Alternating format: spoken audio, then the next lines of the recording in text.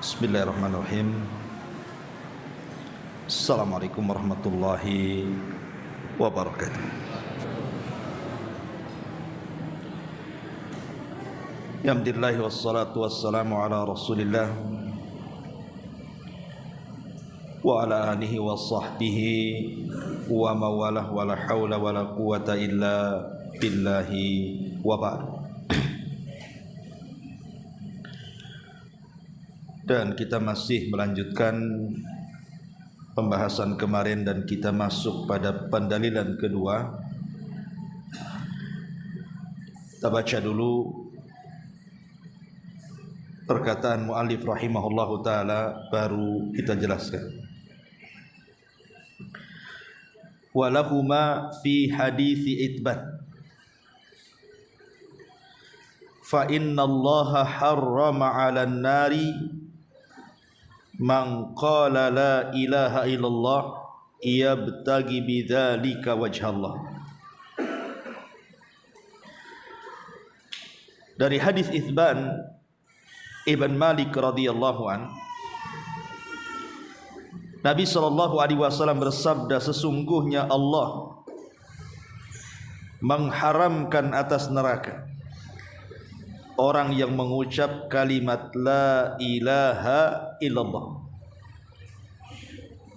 dalam rangka mencari dengan kalimat itu wajah Allah subhanahu wa ta'ala.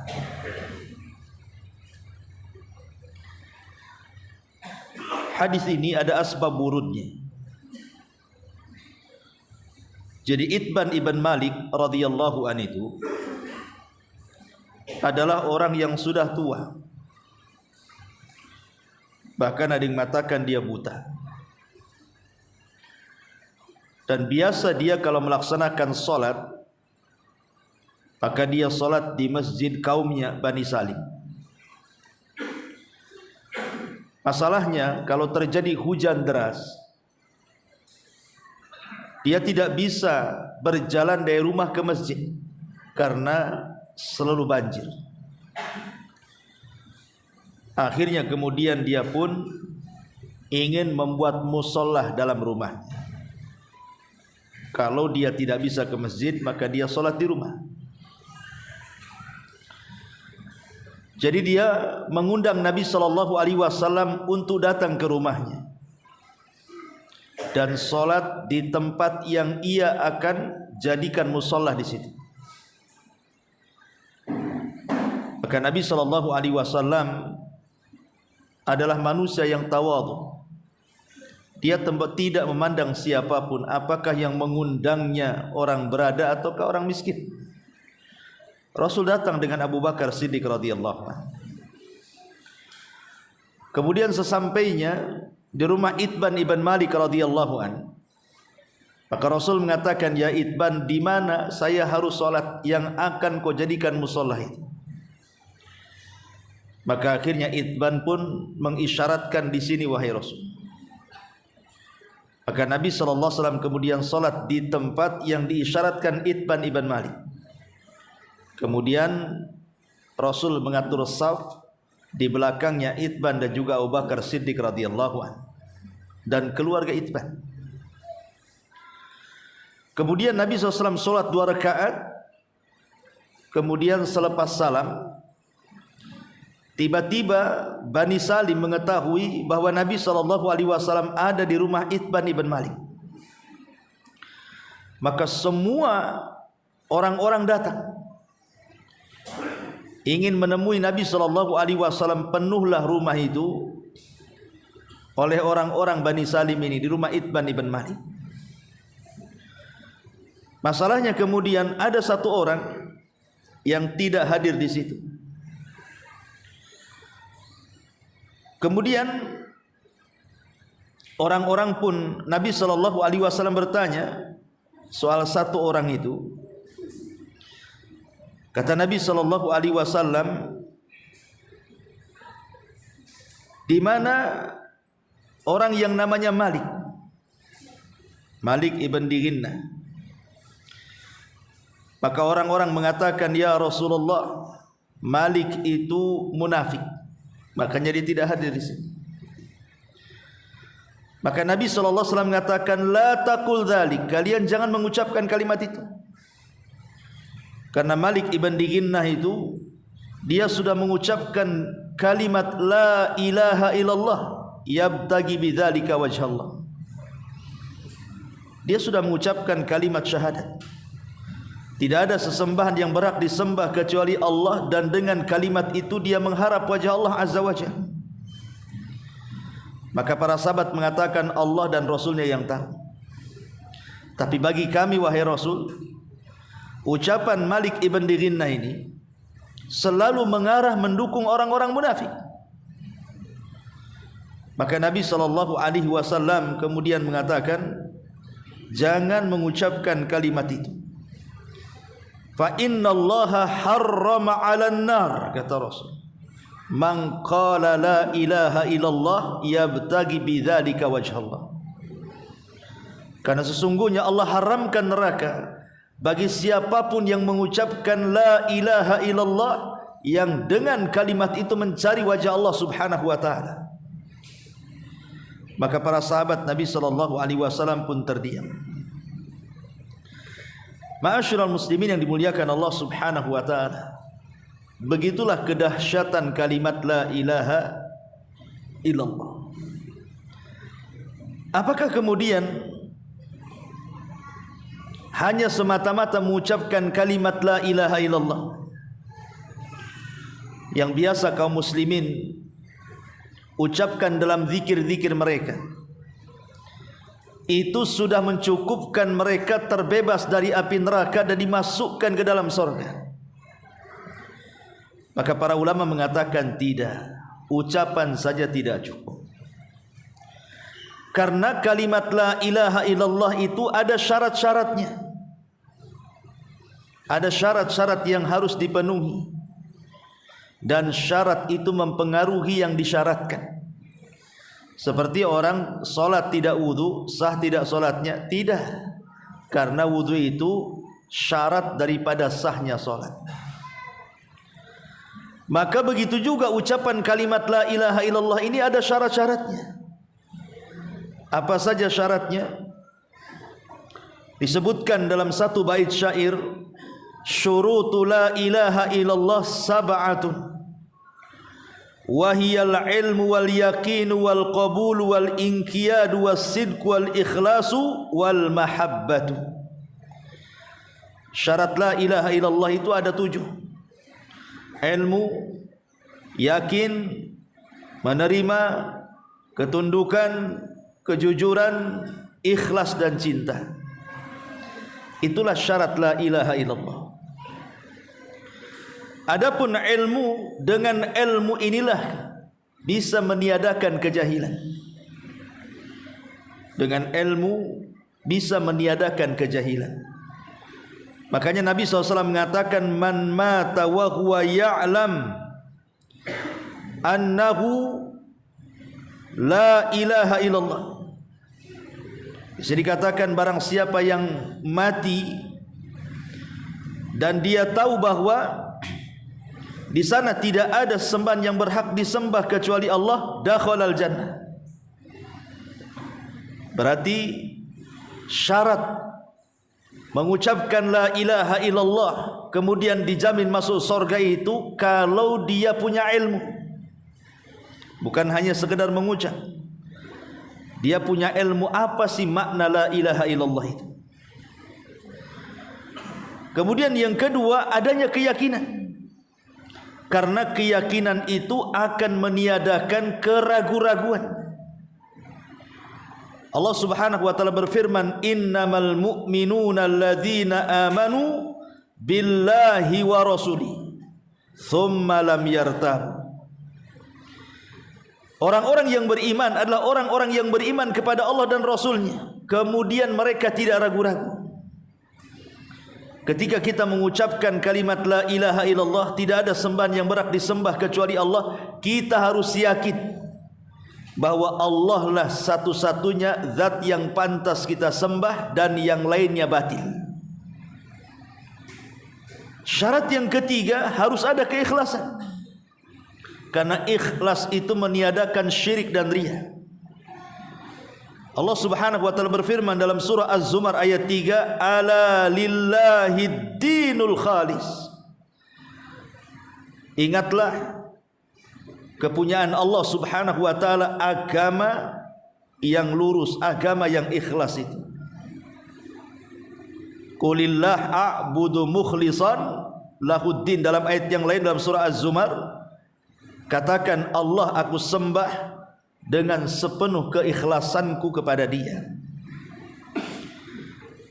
Makanya kemudian dalam hadis syafaat yang panjang sekali, Nabi sallallahu alaihi wasallam mengatakan, as'adun nas bi syafaati yaumal qiyamah man qala la ilaha illallah khalisan min qalbihi aw min nafsihi. Manusia yang paling bahagia dengan syafaatku, kata Rasul, adalah orang yang mengucapkan kalimat la ilaha illallah dipenuhi keikhlasan dalam hatinya.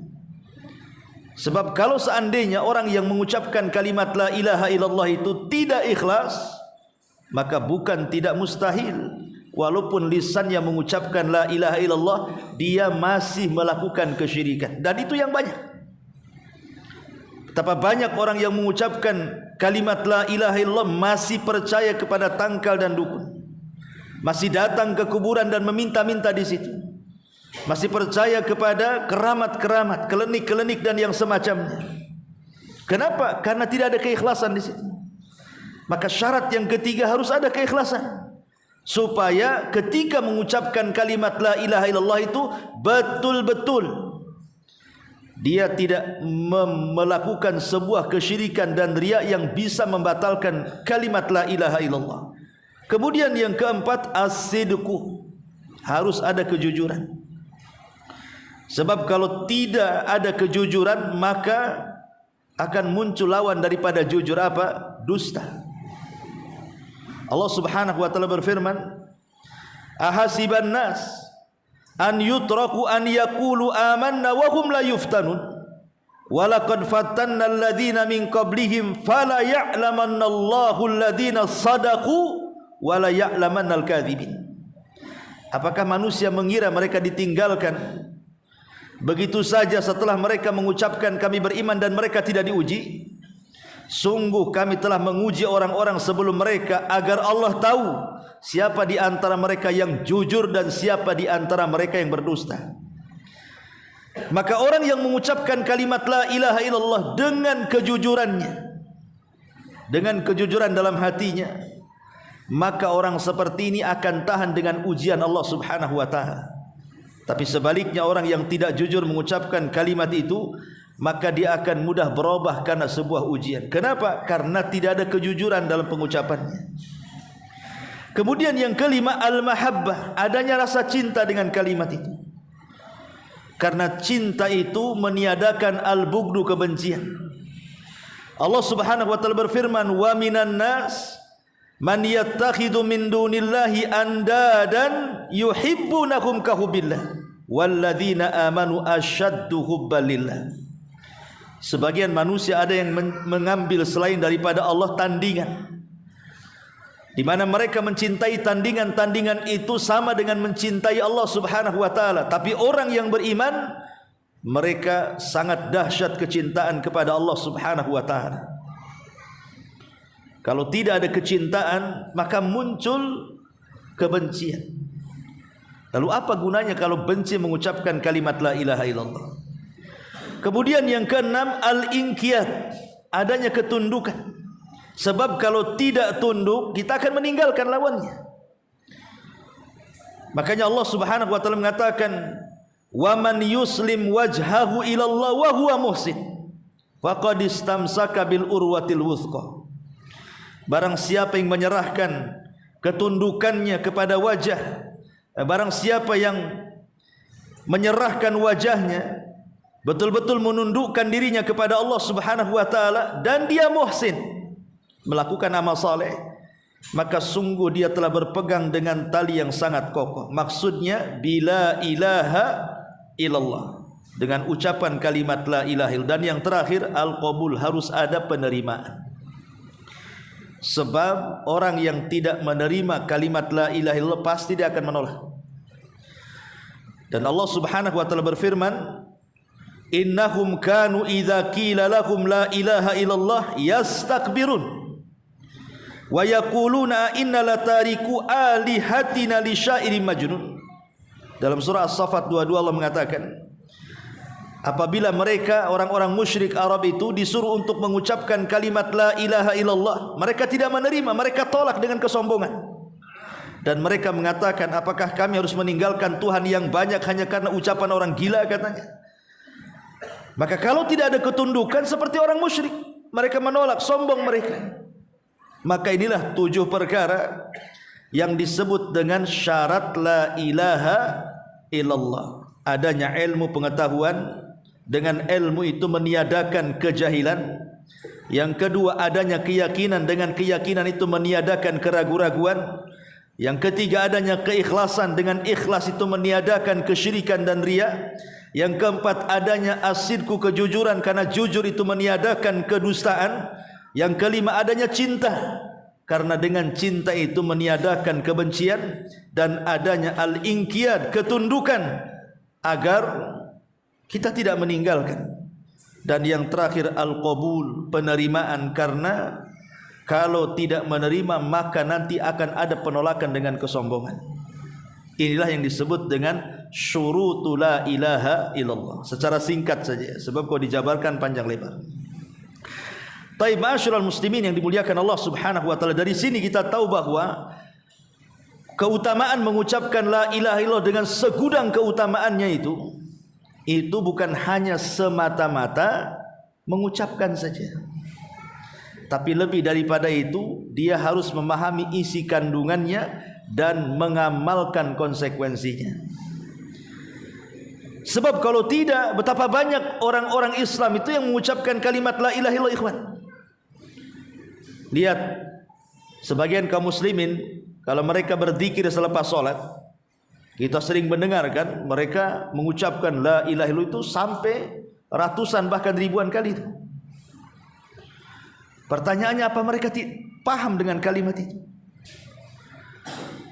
Karena buktinya orang yang mengucapkan kalimat itu mereka masih melakukan kesyirikan, anta syirkul akbar atau syirkul asghar. Berarti apa gunanya kalimat la ilaha illallah kalau seandainya mereka mendatangkan pembatal-pembatalnya? Itu karena tidak ada pengetahuan tentang syurutu la ilaha illallah. Kemudian hadis yang berikutnya, An Abi Sa'id al-Khudri radhiyallahu anhu, an Rasulillah sallallahu alaihi wasallam qala, qala Musa alaihi salam, ya Rabbi, allimni syai'an adhkuruka wa ad'uka bih. Qala ya Musa, la ilaha illallah. Qala qul ya Musa la ilaha illallah. Qala ya Rabb, kullu ibadaka yaquluna hadha.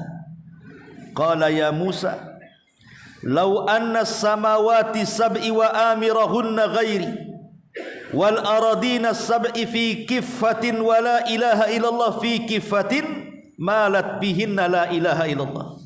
Rawahu Ibnu Hibban wal Hakim wa sahhaha.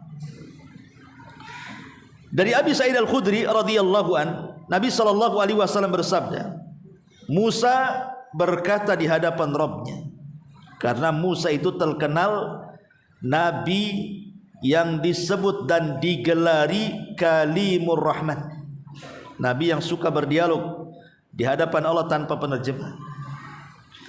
Jadi satu hari Nabi Musa berdialog dengan Allah Azza wa Jalla, dan Musa mengatakan, ya Rabb, ajarkanlah kepadaku sesuatu yang bisa aku mengingatmu dan juga aku bisa berdoa untukmu. Maka Allah Subhanahu wa taala mengatakan, qul ya Musa la ilaha illallah. Katakan ya Musa la ilaha illallah. Kemudian Musa mengatakan, ya Rabb, kalimat itu sudah banyak orang yang mengucapkannya. Saya ingin lafaz yang lain selain daripada kalimat itu.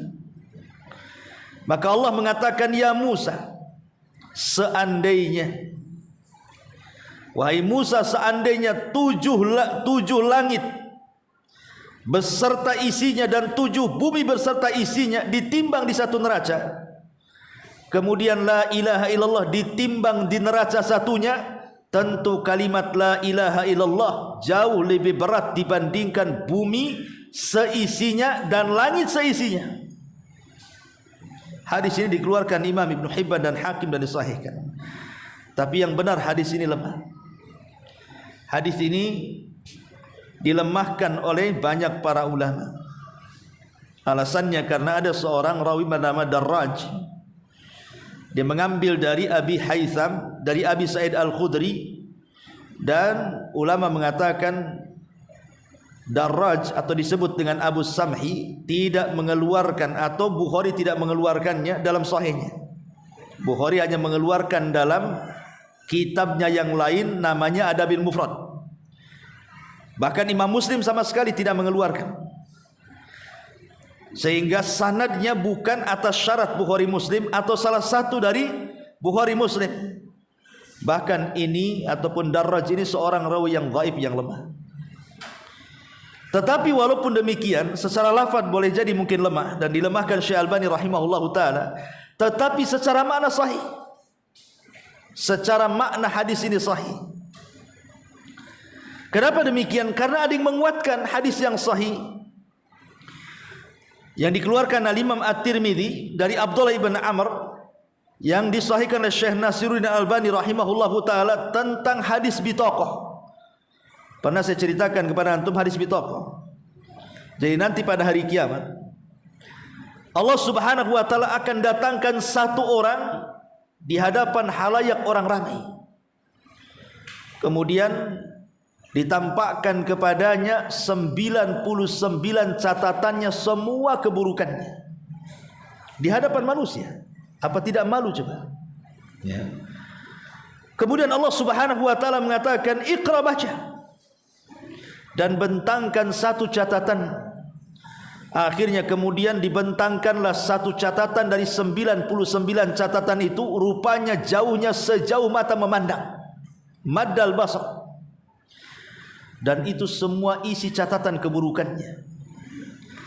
Sehingga kemudian Allah mengatakan, "Atunkiru dzamba hadza?" Apakah engkau mengingkari dosa ini itu, dosa ini itu? "Adzalamaka katabata hafidun?" Ataukah ada para malaikat yang kutugaskan menzalimi kamu sehingga ada yang tidak kau lakukan dia catat?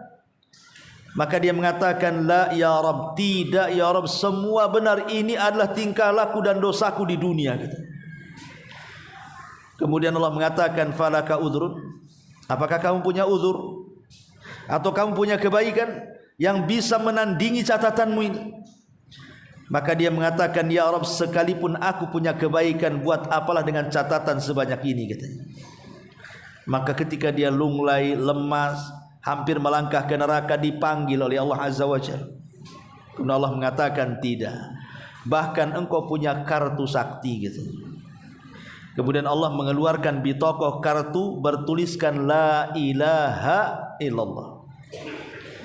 Tapi dia enggak yakin juga dengan mengatakan, buat apalah kartu la ilaha illallah itu dengan catatan yang sebegitu banyak, 99 catatan, yang satu dibentangkan saja sejauh mata memandang. Buat apa kalimat itu? Maka Allah mengatakan, "Sudah, kau timbang saja." Akhirnya ditimbanglah kartu bertuliskan la ilaha illallah dengan 99 catatan keburukan dia.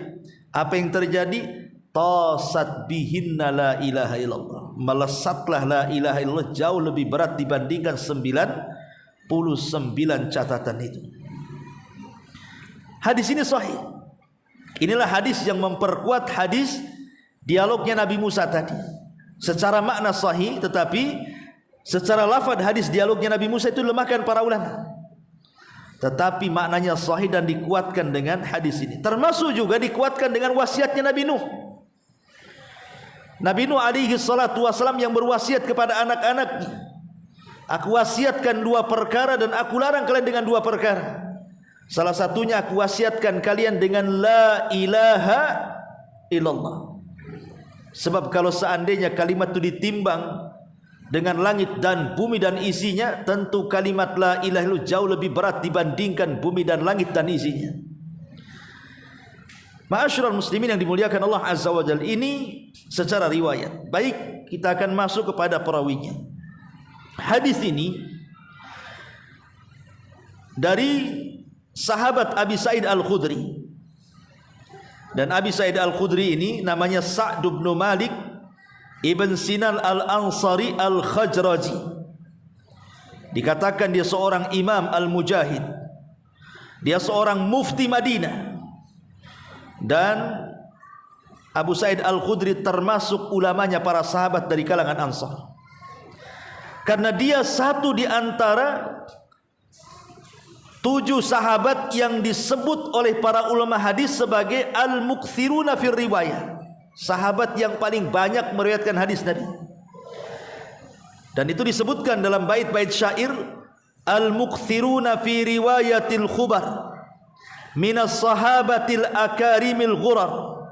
Abu Hurairah yalihi ibnu Umar, fa Anasun fa zaujatul hadil abr, thumma ibnu Abbasin yalil Jabir, wa ba'dahul Khudri fa huwal akhir. Jadi antara sahabat yang paling banyak meriwayatkan hadis di atas 1000, dan yang paling banyak Abu Hurairah di atas 5000 kan? Abu Hurairah, kemudian Anas ibnu Umar, setelah Abu Hurairah ibnu Umar, kemudian Anas ibn Malik radhiyallahu an, kemudian istri Nabi Aisyah Ummul Mukminin radhiyallahu an, kemudian Ibnu Abbas radhiyallahu anhuma, dan yang terakhir Al-Khudri ataupun Abu Sa'id Al-Khudri radhiyallahu an. Jadi dia adalah urutan terakhir dari sahabat yang banyak meriwayatkan hadis Nabi sallallahu alaihi wasallam. Ma'asyiral muslimin yang dimuliakan Allah Azza wa Jalla, Abu Sa'id Al-Khudri ini masuk Islam sebelum balik. Karena bapaknya juga sahabat. Jadi ayahnya seorang sahabat meninggal di perang Uhud, dan Abu Sa'id Al-Khudri masuk Islam sebelum usianya balik. Pernah oleh bapaknya ketika perang Badar datang kepada Nabi SAW, ya Rasul, libatkan anakku, katanya. Padahal anaknya belum balik. Lihat bagaimana ayahnya ingin supaya anaknya terlibat dalam perang. Ya, sekarang anak Palestina itu kan belum balik pun mereka sudah ingin mati syahid. Ya wajar karena mereka di peron pertempuran kan itu. Tapi yang jelas bahwa bagaimana semangat keluarga ini, dibawa anaknya menghadap Rasul, ya Rasul, libatkan anak saya. Kata Rasul, anakmu lah belum balik. Akhirnya ketika perang Uhud sama juga, tapi belum pas 15 tahun tetap ditolak sama Nabi. Baru kemudian Abu Sa'id Al-Khudri itu terlibat di peperangan pertama itu, di perang Khandaq. Ya. Ma'asyiral muslimin yang dimuliakan Allah Azza wa Jalla, ada kisah yang menarik dari Abu Sa'id Al-Khudri ini. Jadi Abu Sa'id Al-Khudri ini memang diuji oleh Allah Subhanahu wa taala dengan kefakiran. Orangnya fakir. Sehingga satu hari dia kelaparan dan keluarganya. Kemudian istrinya mengatakan kepada Abu Sa'id, dia mengatakan, cobalah kau datang kepada Nabi. Manusia banyak yang datang kepada Nabi dan meminta, dan Nabi tidak pernah menolaknya. Cobalah kau minta ke sana. Kita sudah enggak ada yang dimakan lagi. Tapi Abu Sa'id Al-Khudri kan punya perasaan malu-malu. Dia tidak mau seperti manusia yang datang kepada Rasul meminta walaupun dikasih. Tapi karena sudah mendesak, memang tidak ada yang dimakan lagi, apa yang harus dilakukan? Terpaksalah dia harus datang kepada Rasul dan meminta. Datang dia kepada Nabi sallallahu alaihi wasallam untuk meminta kebutuhan rumah tangga. Baru sampai di pintu masjid, belum masuk ke masjid, Nabi SAW sedang berceramah. Yang isi ceramahnya, ayyuhan nas, wahai manusia, qad ana lakum an tastaghnu anil mas'alati. Kalian harus memperkaya diri sendiri dan tidak menjadi orang yang meminta-minta. Fa innahu man yasta'ifa ya'ifahullahu wa man yastaghni yughnihullahu. Barang siapa yang menjaga kehormatannya, Allah jaga. Barang siapa yang tidak meminta-minta, Allah berikan kekayaan, dan begitu seterusnya. Mikir Abu Sa'id ini. Niatnya meminta-minta, ceramahnya pula larangan meminta-minta. Akhirnya balik kaki dia, nggak jadi masuk. Dan dia bersumpah sejak itu dia mendengar sabda Rasul, bahwa dia tidak akan meminta-minta, dan dia yakin bahwa siapa yang tidak meminta-minta dan mencukupkan Allah saja sebagai kekayaannya, maka Allah akan berikan kecukupan. Subhanallah, dengan sangat yakinnya Abu Sa'id Al-Khudri akhirnya dibukakan pintu rizkinya, menjadi orang kaya karena merasa cukup dari Allah Azza wa Jalla. Karena orang kalau berhajat kepada manusia, ikhwan, sekaya apapun dia itu miskin. Kalau orang masih berhajat kepada manusia, masih meminta-minta kepada manusia, hakikatnya dia orang miskin walaupun dia kaya. Ma'asyiral muslimin yang dimuliakan Allah Azza wa Jalla, ini di antara biografi beliau, bahkan di antara perkataan yang bagus sekali dari beliau adalah kata Abu Sa'id Al-Khudri dalam nasihatnya, alaika bitaqwallah, wajib atas kalian bertakwa kepada Allah. Fa innahu ra'su kulli syai'in, karena takwa itu sumber segala sesuatu. Wa alaika bil jihad, dan wajib atas kalian berjihad. Fa innahu ruhbaniyatul Islam, itulah pendetanya Islam. Wa alaika bi dzikrillah wa tilawatil Quran, wajib atas kalian memperbanyak zikir, kemudian memperbanyak membaca Quran. Fa innahu ruhuka fi ahli sama, karena itu ruhmu akan disebut-sebut di langit. Kemudian wa dzikruka fi ahlil ardi, dan engkau akan disebut-sebut oleh penduduk bumi. Wa alaika bisamti, wajib atas kalian diam. Illa fi haqqin, kecuali harus bicara dalam waktu-waktu yang memang dituntut untuk bicara. Fa innaka taglibus syaitan, karena dengan diam engkau bisa mengalahkan syaitan. Berapa nasihat di sini? Takwa, jihad, zikir, kemudian diam. Itulah nasihat beliau yang sangat berharga. Ma'asyiral muslimin yang dimuliakan Allah Azza wa Jalla, itu sekilas daripada Abu Sa'id Al-Khudri radhiyallahu. Baik, kita masuk pada hadis. Di sini Nabi Musa alaihi salatu wassalam yang merupakan Khalilur Rahman minta diajarkan kepada Allah kalimat-kalimat yang dengan kalimat itu bisa berzikir, bisa berdoa kepada Allah Azza wa Jalla. Kemudian Allah mengajarkan kalimat tauhid la ilaha illallah. Menunjukkan apa? Menunjukkan kalimat ini kalimat yang agung. Bukankah pujian-pujian Allah banyak?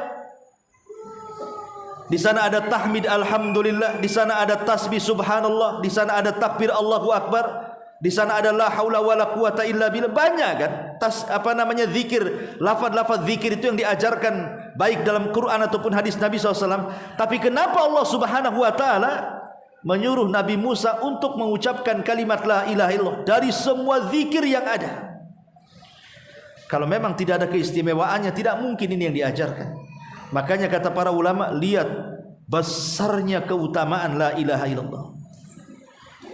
Karena tadi saya katakan dalam hadis Bitokoh, kalau seandainya kalimat ini ditimbang dan seluruh kesalahan Bani Adam ditimbang selain syirik, ingatnya selain syirik, kalau sudah syirik lain ceritanya. Karena itu pembatal la ilaha illallah. Artinya kalau dia tidak melakukan kesyirikan, kan artinya tidak membatalkan kalimat itu. Kalau seandainya kalimat la ilaha illallah ditimbang di satu neraca, semua dosa selain syirik ditimbang di neraca satunya, tetap la ilaha illallah lebih berat dibandingkan yang lainnya. Bahkan para ulama mengatakan bahwa kalimat la ilaha illallah adalah kalimat bara'ah, berlepas diri seseorang dari kesyirikan. Bahkan kalimat la ilaha illallah adalah miftahul jannah, dia adalah kunci daripada kunci-kunci surga. Dalam sebuah hadis Nabi SAW mengatakan, hadis ini keluarkan Imam Bukhari, man qala la ilaha illallah wahdahu la syarikalah lahul mulku wa lahul hamdu wa huwa ala kulli syai'in qadir fi yaumin mi'ata marrah kanat lahu ka'adli ashri riqabin wa kutibat lahu mi'atu hasanah wa muhiyat anhu mi'atu sayyi'ah wa kanat lahu hirzan minasyaitan yaumahu dzalik hatta yumsi wa lam ya'ti ahadun bi afdal mimma jaa bihi illa ahadu amali aktsar min dzalik. Kata Nabi SAW, barang siapa yang mengucapkan kalimat la ilaha illallah, tidak ada sekutu baginya kerajaan dan pujian dan dia atas segala sesuatu maha mampu. Lihat bagaimana pahalanya kata Rasul. Maka dia akan mendapatkan 100 kali pahala seperti memerdekakan 10 budak. Kemudian dicatat 100 kebaikan, dihapus 100 kesalahan, dan dia dijauhkan daripada syaitan hari itu sampai dia sore, dan tidak ada yang mampu mendatangkan seafdal kalimat la ilaha illallah.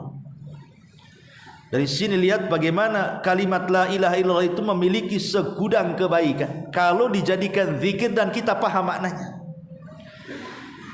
Bahkan Nabi SAW mengatakan dalam hadis Anas ibn Malik radhiyallahu an, jadi Nabi SAW suatu hari mendengar suara azan di padang pasir loh, ada orang azan. Tiba-tiba ketika dia mengucapkan Allahu Akbar, Allahu Akbar, maka Rasulullah SAW mengatakan alal fitrah, maka dia di atas fitrah. Tapi kemudian ketika dia mengucapkan asyhadu alla ilaha illallah wa asyhadu anna Muhammadar Rasulullah, kata Nabi SAW, dia telah keluar dari neraka dengan tauhid itu. Dia telah keluar, kharajta minan nar, engkau telah keluar dari api neraka dengan tauhid itu. Lihat bagaimana tauhid itu miftahul jannah, dia adalah pintu masuk surga dan penutup pintu neraka. Bahkan di akhir zaman dalam hadis Hudzaifah ibn Yaman, ketika manusia sudah tidak mengenal sholat, zakat, puasa, sudah hilang ilmu Islam kecuali hanya namanya. Bahkan Quran diangkat dalam satu malam sehingga tidak terdapat tulisan bahkan hafalan. Tapi ada satu kalimat yang mereka hafal, itu pun yang mengucapkan orang tua mereka, la ilaha illallah. Mereka mengucapkan karena mereka pernah mendengar kakek buyut mereka mengucapkan kalimat itu, maka mereka ucapkan, bukan karena mengetahui, tidak.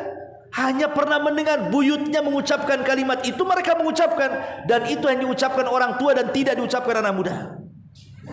Kemudian Hudzaifah ibn Yaman ditanya, apakah ucapan la ilaha illallah yang diucapkan mereka itu bermanfaat pada hari kiamat? Kata Hudzaifah, dia sampai 3 kali. Barulah Hudzaifah ibn Yaman mengatakan, tunjihi la ilaha illallah, tetap la ilaha illallah akan menyelamatkan mereka pada hari kiamat. Luar biasa ya. Oleh karena itulah ma'asyiral muslimin yang dimuliakan Allah Azza wa Jalla, jadikan kalimat la ilaha illallah sebagai kalimat yang terbiasa kita ucapkan. Kalau antum kaget la ilaha illallah, kan bagus tuh. Ya ini kaget apa pula yang diucapkan. Kan ada orang kaget tuh. Ya, kalau orang Sunda kaget bilang belekok, antum belekok. Belekok itu burung yang di sawah. Ya. Coba bayangkan apalah pahalanya bilang belekok. Bilang la ilaha illallah. Ya. Jadi jadikan kalimat itu sebagai kalimat yang kita berzikir setiap hari. Antum bisa mengucapkannya sambil jalan, sambil di rumah, sambil di pasar, sambil di mana kan? Karena lihat bagaimana la ilaha illallah ini pembuka pintu sorga masalahnya. Sampai-sampai dikisahkan oleh Abi Dzar, dia bertanya kepada Rasulullah, ya Rasul, engkau yang mengucapkan satu amalan itu bisa dilipat gandakan 10 kali lipat kebaikan. Kata Rasul, ya. Bagaimana dengan ucapan la ilaha illallah? Maka Rasul mengatakan, hiya afdalul hasanat, kata Rasul. Maka la ilaha illallah seafdal kebaikan yang ada. Jadi kalau seandainya kita membaca Quran 1 huruf 10 kali lipat pahalanya, kan begitu, maka la ilaha illallah jauh berlipat-lipat daripada antum membaca Quran. Itu maksudnya. Jadi gunakan sebagai zikir harian. Karena Mu'adz bin Jabal radhiyallahu anhu mengatakan dari Nabi SAW, man kana akhiru kalamihi la ilaha illallah dakhalal jannah. Bahkan orang yang mau meninggal saja Rasul katakan, lakinu mautakum bila ilaha illallah. Ejahkan orang mati kalian, orang yang sedang sakaratul maut di antara kalian dengan ucapan la ilaha. Kenapa demikian? Sebagian para ulama mengatakan karena tidak ada lafaz yang mampu diucapkan orang sedang sakaratul maut kecuali la ilaha illallah. Tidak ada satu lafaz yang kalau orang yang sedang sakaratul maut diijahkan yang bisa diikuti kecuali la ilaha illallah. Kata ulama seperti itu. Makanya itu kalimat itu akan menyertai manusia baik di dunia saat kematiannya, bahkan pada hari kiamat. Dia akan mengadu kepada siapapun yang mengucapkannya. Ingat hadis Usama bin Zaid yang membunuh orang yang sudah mengucapkan kalimat la ilaha illallah. Apa kata Rasulullah? Ya Usama, apa tanggung jawabmu di hadapan Allah kalau la ilaha illallah datang menghadap Allah dan mengatakan ya Rabb, dia yang membunuh orang yang mengucapkan aku, katanya. Dia akan membela kita pada hari kiamat. Kalimat la ilaha illallah. Wallahu a'lam bishawab. Sudah isya kayaknya. Subhanakallah bihamdika asyhadu an la ilaha illa anta astaghfiruka wa atubu ilaik. Allahu ta'ala alam. Assalamualaikum warahmatullahi